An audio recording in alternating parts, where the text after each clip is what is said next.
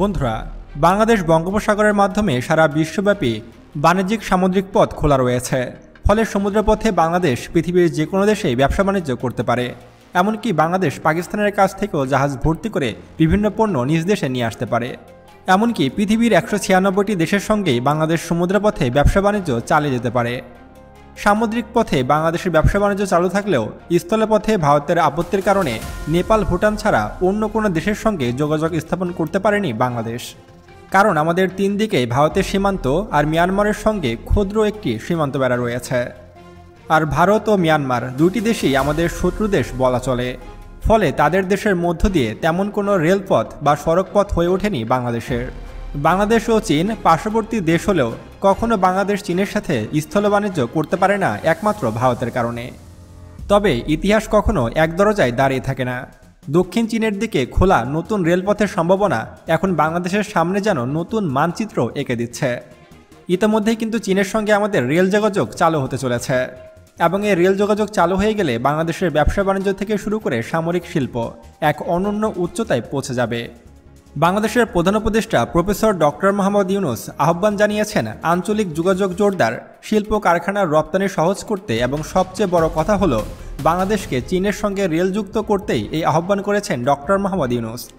Doctor Mohammad ইউনূসের এই একটি সিদ্ধান্তই কেঁপে উঠেছে পুরো ভারত। ভারত কখনোই চায়নি বাংলাদেশ চীনের সঙ্গে সরাসরি রেলপথের মাধ্যমে যোগাযোগ স্থাপন করুক, কিন্তু এটাই এখন বাস্তবায়ন হতে চলেছে। আর এই রেল সংযোগ যদি সত্যি বাংলার মাটিকে স্পর্শ করে, তবে বাংলাদেশের বাণিজ্য ছুটতে পারবে এক মহাদেশ থেকে আরেক মহাদেশে। যেন রেলের চাকায় পৃথিবীর বুকে আঁকা হবে নতুন লাল সবুজের পতাকা।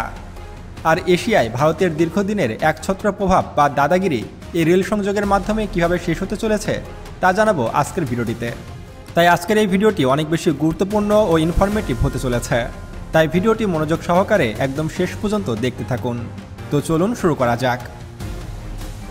বন্ধুরা, চীনের ওয়ান বেল্ট ওয়ান রোড অর্থাৎ এক অঞ্চল এক পথ প্রতিষ্ঠার স্বপ্ন দীর্ঘদিনের। এতে চীনের সঙ্গে যুক্ত আছে এশিয়া, আফ্রিকা, ইউরোপের অন্তত 70টি দেশের সংযোগ স্থাপনের পরিকল্পনা। কিন্তু দীর্ঘদিন ধরে শুনে এলেও এটা এখনও অনিশ্চিত। তবে বৃহস্পতিবার 27 নভেম্বর রাষ্ট্রীয় অতিথি ভবন যমুনায় চীনের প্রতিনিধিদের সঙ্গে এক বৈঠক হয়। তখন আঞ্চলিক যোগাযোগ জোরদার ও স্থানান্তরিত শিল্প কারখানা থেকে রপ্তানি সহজতর করতে বাংলাদেশকে চীনের সঙ্গে রেলপথ যুক্ত করার আহ্বান জানিয়েছেন প্রধান উপদেষ্টা ডক্টর মোহাম্মদ ইউনূস। আর এতে রাজি হয়েছে চীন। চীন চাচ্ছে বাংলাদেশ ও চীনের মধ্যে রেল যোগাযোগ স্থাপন করতে। আপনারা হয়তো জানেন যে প্রতি বছর চীন থেকে আমরা বিলিয়ন বিলিয়ন ডলারের সমরাস্ত্র থেকে শুরু করে বাণিজ্যিক প্রোডাক্ট ক্রয় করে থাকি এবং সেগুলো সমুদ্রপথে আসতে দীর্ঘ সময় লেগে যায় এবং ব্যাপক পরিমাণ অর্থের খরচ হয়।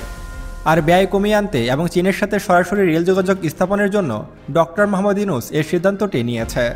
আর ডক্টর ইউনূসের এক সিদ্ধান্তেই পুরো ভারতবর্ষ কেঁপে উঠেছে। নরেন্দ্র মোদীর রাতের ঘুম উড়ে গেছে। কারণ চীনের সঙ্গে যদি বাংলাদেশের সরাসরি রেল যোগাযোগ চালু হয়, তাহলে বাংলাদেশ সে রেলের ভিতরে কি প্রোডাক্ট নিয়ে আসবে সেগুলো নিয়ে ভারতের মাথা ব্যথা। কারণ বাংলাদেশ চীন রেল যোগাযোগ চালু হয়ে গেলে তখন ভারতকে আর তোয়াক্কাই করবে না বাংলাদেশ। ভারতের কাছ থেকে কোনো কিছুই আর কিনবে না বাংলাদেশ। বাংলাদেশের ব্যবসায়ীরা তখন খুব সহজেই কম দামে চীনা পণ্য বাংলাদেশে নিয়ে আসবে। আর সে চীনা পণ্যের আড়ালে বাংলাদেশ যদি সামরিক অস্ত্র, গোলাবারুদ এমনকি মিসাইলও নিয়ে আসে, তারপরও টের পাবে না ভারত। ফলে এই রেল যোগাযোগ নিয়ে ভারতের টেনশনের শেষ নেই। গতকাল রাষ্ট্রীয় অতিথি ভবন যমুনায় চীনের এক্সপোর্ট ইম্পোর্ট বা এক্সিম ব্যাংকের ভাইস প্রেসিডেন্ট ইয়াং ডেনিংয়ের সঙ্গে বৈঠকে তিনি এ প্রস্তাব দেন। ডক্টর ইউনূসের এ কথায় সম্মতি জানিয়েছে চীন এবং দ্রুতই এটির বাস্তবায়ন করা হবে বলে জানিয়েছে চীন সরকার। বন্ধুরা, এবার এক নজরে দেখে নেওয়া যাক কেন চীনের সঙ্গে সরাসরি রেলপথ জরুরি। আপনাদের মধ্যে অনেকেই মনে করতে পারেন আমরা তো চীনের কাছ থেকে সামুদ্রিক পথে বড় বড় জাহাজের মাধ্যমে অনেক প্রোডাক্ট এবং অনেক কিছু আমদানি করতে পারি, তাহলে নতুন করে চীনের সঙ্গে রেলপথ স্থাপনের দরকার কি? কিন্তু আপনি জানলে অবাক হবেন যে চীনের সঙ্গে যদি আমাদের রেল যোগাযোগ স্থাপন হয়, তাহলে প্রত্যেকটি প্রোডাক্টের ব্যয় অনেক কমে যাবে, অর্থাৎ আমদানি খরচ এবং যাতায়াত ব্যয় অনেক কমে যাবে। ফলে বাংলাদেশের মানুষজন খুব কম দামে চীনা পণ্য কিনতে পারবে। আর রেল যোগাযোগের মাধ্যমে মাত্র একদিনের মধ্যেই চীন থেকে আমরা প্রোডাক্ট সরাসরি বাংলাদেশে নিয়ে আসতে পারবো। এতে করে সময়ও অনেক সাশ্রয়ী হবে এবং এই রেল যোগাযোগের মাধ্যমে চীনের সঙ্গে বাংলাদেশের ব্যবসার নতুন করিডোর উন্মোচন হবে। চীনের ইউনান প্রদেশ থেকে মিয়ানমারের কাচিন ও রাখাইন অতিক্রম করে বাংলাদেশের সঙ্গে যুক্ত হবে একটি রেল লাইন। আর এই রেল লাইনটি তৈরি হয়ে গেলে বাংলাদেশ এশিয়ার পূর্ব দক্ষিণাঞ্চলের কেন্দ্রবিন্দুতে দাঁড়াবে। ফলে আঞ্চলিক আধিপত্যে বাংলাদেশ আরও এক ধাপ এগিয়ে যাবে এবং পিছিয়ে পড়বে ভারত। ভারতের আধিপত্য আর থাকবে না। নতুন করে এই অঞ্চলে বাংলাদেশ নতুন পরাশক্তি হিসাবে আবির্ভূত হবে এবং বাংলাদেশ নতুন উচ্চতায় পৌঁছে যাবে এবং এর ফলে বাংলাদেশে বিনিয়োগের বিস্ফোরণ ঘটবে। বাংলাদেশের সঙ্গে চীনের সরাসরি রেল যোগাযোগ স্থাপন হলে বাংলাদেশে চীনা বিনিয়োগ অনেক বৃদ্ধি পাবে। বিশেষ করে চীনের অনেক প্রতিষ্ঠান কিন্তু এখন বাংলাদেশে তাদের উৎপাদন ইউনিট স্থানান্তর করছে এবং বাংলাদেশ চীন রেল যোগাযোগের মাধ্যমে সংযুক্ত হলে বাংলাদেশে তাদের লজিস্টিক্যাল সুবিধা বাড়বে। এটা এক ধরনের বিরল সুবিধার দেশ হয়ে উঠতে পারে বাংলাদেশ। ফলে চীনা বিনিয়োগকারীদের বাংলাদেশে ব্যবসা করতে কোনো অসুবিধা হবে না। চীনা বিনিয়োগকারীরা তাদের নিজ দেশের মতোই বাংলাদেশে ব্যবসা বাণিজ্য পরিচালনা করতে পারবে এবং বাংলাদেশ ও চীনের মধ্যে যাতায়াত খরচও অনেক কমে যাবে। চীনা নাগরিকরা খুব সহজে ট্রেনে করে বাংলাদেশে আসতে পারবে, ফলে তাদের যাতায়াত খরচ অনেক কমে যাবে। তখন আর প্লেনে করে অথবা সামুদ্রিক পথে বাংলাদেশে আসতে হবে না চীনা নাগরিকদের। ঠিক তেমনইভাবে বাংলাদেশ থেকে প্রতি বছর কিন্তু বহু মানুষ চীনে ঘুরতে যায় অথবা ব্যবসা বাণিজ্যের উদ্দেশ্যে যায়। তখন বাংলাদেশের নাগরিকরাও আর প্লেনে করে বা জাহাজে করে চীনে যেতে হবে না। খুব সহজেই এবং কম খরচে ট্রেনে করে বাংলাদেশের নাগরিকরা চীনে যেতে পারবে। এতে করে দুই দেশের সম্পর্কের আরও উন্নতি ঘটবে এবং দুই দেশের নাগরিকদের মধ্যে আত্মীয়তা আরও বৃদ্ধি পাবে।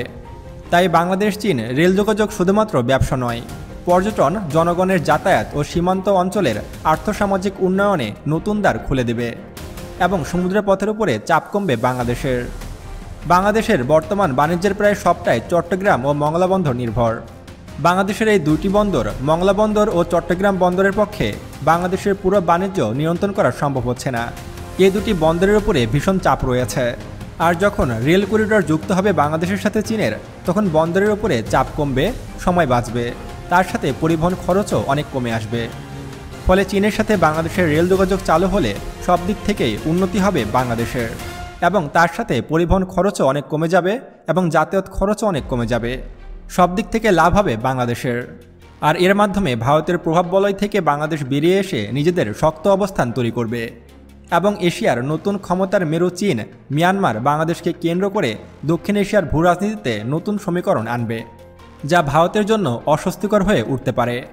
ফলে বাংলাদেশ ও চীনের এই রেল যোগাযোগ বাংলাদেশকে উন্নত করলেও ভারতকে ক্ষতির সম্মুখীন করবে এবং বাংলাদেশের ওপর থেকে ভারতের আধিপত্য চিরদিনের মতো বিদায় নেবে। বন্ধুরা, বাংলাদেশ ও চীনের মধ্যে এই রেল যোগাযোগ স্থাপনকে আপনি কেমন চোখে দেখছেন তা অবশ্যই আমাদেরকে কমেন্ট করে জানাবেন। বন্ধুরা, এবার ভারতের চিকেন নেকের কাছে লালমনিরহাট এয়ারবেজে পাকিস্তানের তৈরি JF-17 থান্ডার মডেলের যুদ্ধবিমান মোতায়েন করছে বাংলাদেশ। এ সম্পর্কে আমি একটি ভিডিও তৈরি করেছি, সেই ভিডিওটি দেখতে এই ভিডিওটিতে ক্লিক করুন। তো আজকে এ পর্যন্তই, দেখা হচ্ছে পরবর্তী ভিডিওতে।